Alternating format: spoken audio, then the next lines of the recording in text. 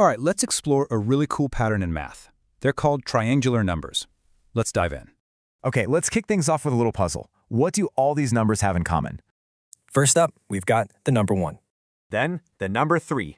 Followed by 6. And finally, 10. So, any ideas? Here's a hint. It's all about their shape. Let's figure this out with a quick, hands-on experiment. All you need are some counters.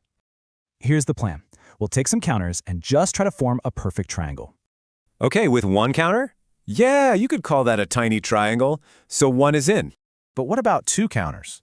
Nope, you just can't make a complete triangle. It doesn't work. Now 3 counters, check it out. They form a perfect little triangle. See? With 4 counters, we run into the same problem again. No perfect triangle here, sorry. But then we get to 6 counters, and yes, another perfect triangle. We're seeing a pattern here. So these numbers that can form a perfect triangle, they've got a name, triangular numbers. And there you have it. The numbers from our puzzle 1, 3, 6, and 10 are all triangular. But what's the math behind this? Well, the secret is actually hiding in the rows. Take the number 3.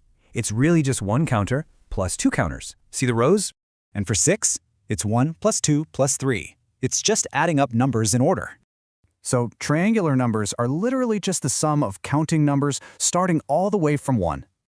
Now that you know the pattern, how would you figure out the next triangular number?